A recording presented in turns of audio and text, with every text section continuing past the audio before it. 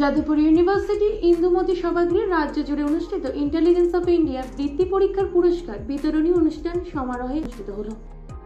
রাজ্য এবং জেলা স্তর মিলিয়ে প্রথম থেকে দশম শ্রেণী পর্যন্ত মেধা ভিত্তিতে প্রায় 500 জন ছাত্রছাত্রীদের বৃত্তি রাশি ও পুরস্কার প্রদান করা হয় national council of education and training এর পক্ষ থেকে।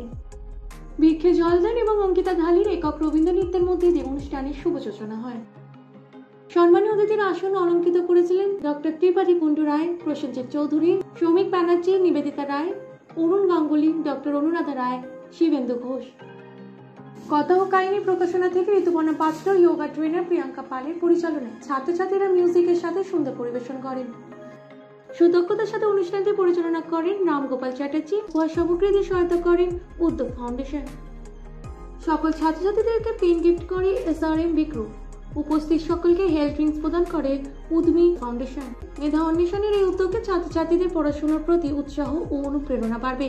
এই বক্তব্যের মধ্যে দিয়ে উপস্থিত সকলকে ধন্যবাদ জ্ঞাপন করে অনুষ্ঠানের পরিসমাপ্তি করে সমস্ত সিনিয়র মেন্টর অমিত রঞ্জন চট্টোপাধ্যায়। পুরো অনুষ্ঠানটি সুন্দরভাবে পরিচালনা করেন এনজিও ওয়েলফেয়ার অ্যাসোসিয়েশনের প্রেসিডেন্ট ডক্টর তাপস দে। নমস্কার, আমি সমাজবিজ্ঞানী doctor Tapas Kumar De, managing director national council of education and training. আজকে আমরা যাদবপুর ইউনিভার্সিটির ইন্দুমতি সভাগৃহে আমরা আজকে ইন্টেলিজেন্স অফ ইন্ডিয়ার প্রাইজ ডিস্ট্রিবিউশন অনুষ্ঠান করছি, যেটা আমরা গত 2024 ডিসেম্বর থেকে শুরু করেছিলাম এবং পশ্চিমবঙ্গের প্রায় 17টা জেলাতে প্রায় 5000-এর উপরে স্টুডেন্টকে নিয়ে আমরা এই জেলাভিত্তিক বৃত্তি পরীক্ষা করি, ক্লাস 1 থেকে ক্লাস 10 অবধি। এখানে প্রায় 150-এর উপরে স্কুল এবং হেডমাস্টাররা আমাদের সহযোগিতা করেছেন।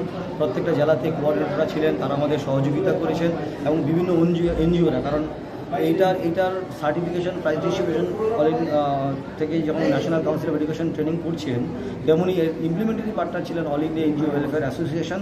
এখানেও প্রায় 70টার উপর এনজিও এটার মধ্য দিয়ে তারা তাদের স্বরোজগার যেরকম করেছে, তেমনই সোশ্যাল ইম্প্যাক্টে ওরা একটা অগ্রণী ভূমিকা পালন করেছে, আমাদের সহযোগিতা করেছে।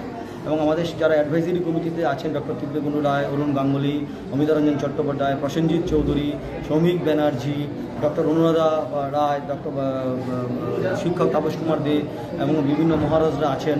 তাদের সান্নিধ্যে, তাদের পর্যবেক্ষণে খুব সুন্দর সুষ্ঠুভাবে আমরা পরীক্ষাটা নিয়েছিলাম এবং রেজাল্টের জন্য 90 দিন নিয়েছিলাম। সবচেয়ে বেশি যেন উল্লেখযোগ্য হয় সেটা হচ্ছে বড়দের থেকে ক্লাস 1 থেকে ক্লাস 6-এর বাচ্চারা ভীষণ সিরিয়াসভাবে পরীক্ষা দিয়েছে, ভীষণ সুন্দর পরীক্ষা দিয়েছে।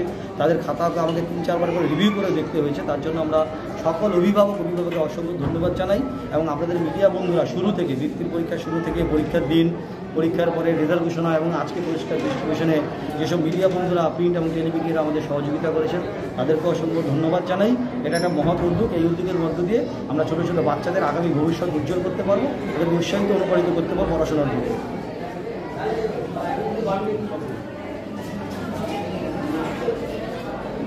আজকে বুদ্ধ পূর্ণিমার এই পবিত্র দিনে যাদবপুর ইউনিভার্সিটির ইন্দুমতি সভাগৃহে অল ইন্ডিয়া এনজিওর একটা মহতী অনুষ্ঠানে আমি এসেছি।